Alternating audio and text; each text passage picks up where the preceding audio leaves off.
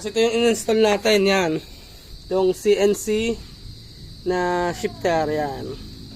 Nagano na rin yan. Pati ito, king drag na cable, brake cable. Yung shock na TTGR. Yan, shock ng TTGR. Tapos tayo, nagtabas din tayo nito. Tinabasan natin yan. Sa mga meron dyan, baka may gusto nyong idea. Yan, tinabas natin. Sa mga beeperman. Yan, ito yung tsura. So yan mga kamikaniko, meron tayong another unit na natapos ngayong araw to. Ito ay kinabitan lang natin ng swing arm na aluminum plus 2. Saka shifter na CNC. Saka yung mga hub. Saka yung mga preno nya. Yan. Pakita ko lang alas sa inyo mga kamikaniko yung unit na natapos natin. Tayo naggawa nito mga kamikaniko. Yan, meron ba naman magsasabi hindi daw tayo naggagawa. Hindi ko lang napakita sa inyo pero nandito lahat yung pinagpalitan. Pakita ko sa inyo. Aray, nandito eh. Yan, ito yung unit natin natapos na in-install natin ng mga hub. Ito yung dating nakakabit sa kanya. Nakapang rider na hub, yan. Pati hub sa una, ito sa likod. Disc brake siya dati. Yan o. Yan, hindi ko lang napakita na sa inyo, hindi ko na pala na-i-vlog. Dahil 3 araw tayong hindi nakapagawa at walang kuryente. Yan yung mga pyesa niya. At ito naman yung natapos nating unit, mga kamekanika. Beeperman, yan. In-install natin dito yung budget mill na 8.1 na caliper. Yan. Yan. Totally tayo din nagkabit ito dati. Yan. Ito lang yung mga nakabit natin ngayong araw. Yung nakabit natin. Pero 3 araw yun. Bago natin natapos. Yan.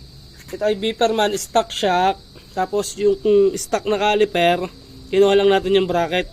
Pasok na pasok mo siya. Plug and play. Kunin nyo lang yung bracket nya. Yan. Tapos ito yung disc hub. Yan. Naka king drag na king drag super drag pala. Yan. Tapos ito ay yung Asaki na hub set to. Unat huli pati mga panel. Ito ay meron din siyang hub in mile. Yan. Stock pa. Kapalitan na siguro may ari. Kasi ito yung in-install natin. Yan. Yung CNC na shifter. Yan. Nagano na rin yan. Pati ito king drag na cable, brake cable. Yung shock na TTGR. Yan, shock ng TTGR.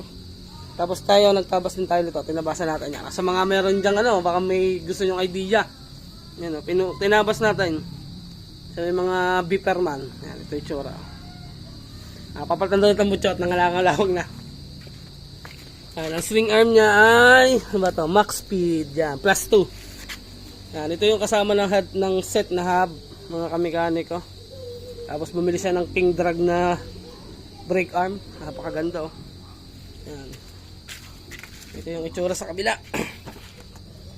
Yan yung swing arm niya. Max speed. Tapos yan. Pang wave na yung likod. Yung kadena papalitan din daw niya ng maganda. Hindi na muna yan. Tsaka na daw niya papalitan. Pero pag nagkapera daw ipapalitan daw niya. Yan. Yung swing arm ito shifter sa kabila. Yan. Ganito yung convert natin. Malinis na malinis siya. Pang rider. Pang rider yung kanya shifter. Nagana na rin yan mga kamekaniko. Napakaganda. Ayan, ito yung dati natin in-install sa kanya, yung Monobella. Saka ito. Ayan. Yung dati natin in-install. Yan, ito lang yung ginawa natin ng 3 araw bago natapos. Kasi hirap din mag-convert eh. Convert din mga kamekaniko. Din na lang sa shifter. Oh. Tingnan nyo kung gano'ng kalinis sa shifter niyan. Oh. Yun lang tornilyohan yan, 2. Yun lang, napakaganda na. Nagana na lahat yan. Ito yung itsura. Nagpapaganda siya ng motor, syempre. Kasi bulok na yung swing arm niya. Yung swing arm niya, nabulok na. Kaya pinagta na. Bakal. Ito yung dating caliper. Ayan o. Angit. Ngayon, ganda. Siguro konting repaint. Repaint. Tsaka yung mga krangkais-krangkais, tambutso. Yan, maganda na ito. So ayan mga kamekaniko, yun na nga lang, hanggang din na lang ulit ang ating vlog. At meron lang ako, baka may mga katanungan kayo, PM nyo lang ako kung ano yung mga diskarte. At wala tayong tutorial kung paano natin ikabit, pero kung gusto nyo naman magtanong kung paano diskarte, PM nyo lang ako. So ayan, hanggang din na lang ang ating vlog. Peace out.